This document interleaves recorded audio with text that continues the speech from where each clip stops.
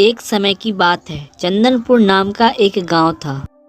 उसी गांव में एक हड़िया नाम का आदमी रहता था। वह एक किसान था। कोमल, कब तक खेतों में काम करते रहेंगे? कोई ऐसा काम मिले जिससे आराम से पैसे आए तो मजा आ जाए। जी, आप ऐसे क्यों बोल रहे हो? हमारे घर में कोई कमी थोड़ी है। फिर हड़िया नौकर रामू के साथ चावल बेचने के लिए बाजार की ओर निकल जाता है। शहर जाते समय रास्ते में बहुत घना और डरावना जंगल आता है। अरे भाई रामू, जल्दी जल्दी चलो। मैंने सुना है यह एक भूतिया जंगल है। यहाँ के पेड़ों में चुड़ैल रहती है। हड़िया का नौकर तेज चलाने लगता है और उनके टांगे का पहिया पत्थर में फंस जाता है। गाड़ी टेढ़ी हो जाती है और हड़िया नीचे गिर जाता है। अरे माँ, गिर गया रे। देख कर नहीं चला सकता था। फिर हड़िया एक पेड़ के पास जाकर बैठ जाता है।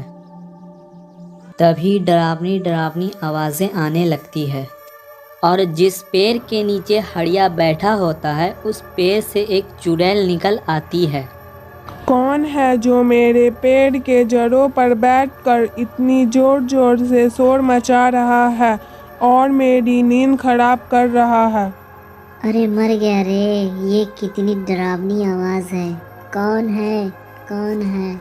जैसे ही हड़िया पीछे मुड़कर देखता है तो उसकी आंखें फटे की फटी रह जाती है। अरे चुड़ैली मैया, आप कहाँ से आ गए? नहीं नहीं, मैं आपकी नींद खराब नहीं करना चाहता। मैं गिर गया था, मुझे चोट भी लग गया है। देखो ये कितना खून निकल रहा है। ये तेरा खून तो बहुत लाल और मीठा लगता है। ला, ये मुझको पिला दे। मैं बहुत दिनों से प्यासी हूँ। अरे नहीं नहीं, मेरा खून तो बहुत कड़वा है। आप इस रामू का खून पी लीजिए। मुझे छोड़ दो चुड़ैल अम्मा। अरे मालिक, ये आप क्या कह रहे हो? मैंने आपकी कितनी सेवा की है, आप मुझे मरवाना चाहते हो? अरे थोड़ा सा तो पिएगी। वापस जाकर मैं तुझे 2 से 4 बोतल खून चढ़वा दूंगा। बस अब ठीक है ना? अरे नहीं, बाप रे बाप, भागो रे। ले, तेरा रामू तो भाग गया। मुझे छोड़ दो, मैं आपका खून ला दूंगा। अच्छा, मुझे बेवकूफ समझा है क्या? चुड़ैल जी, आप तो मुझे खा लोगे, फिर क्या करोगे? यहाँ कोई नहीं आता, सबको पता है ये भूतिया जंगल है। बात तो तू ठीक कह रहा है। ठीक है, तो रोज एक आदमी ला कर देगा तू।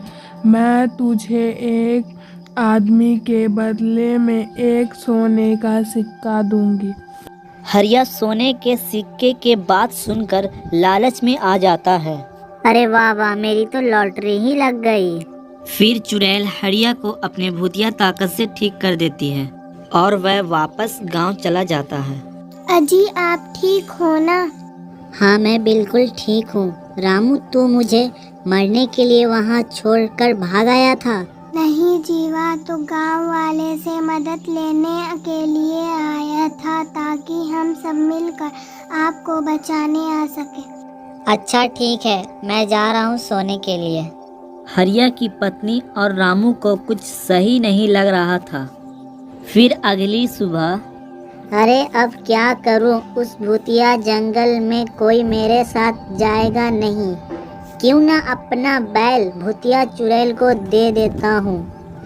खेती करने की क्या ज़रूरत है? अब तो हर रोज़ पैसे की बारिश होगी। नहीं नहीं, सोने की बारिश होगी। हा हा हा। हड़िया की पत्नी और रामू सब हड़िया की बात सुन लेते हैं।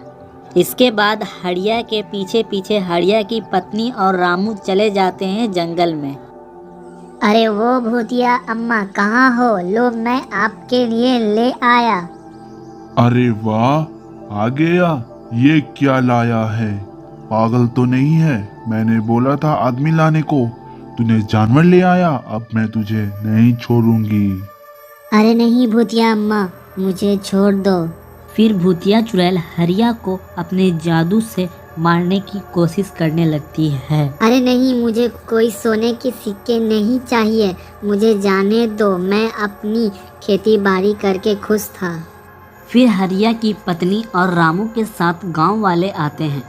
चुड़ैल मेरे पति को छोड़ दे और मुझे खा ले। अरे भाई, ये चुड़ैल को ख़त्म करना है तो उस पेड़ को तोड़ दो, तब ये चुड़ैल ख़त्म हो जाएगी।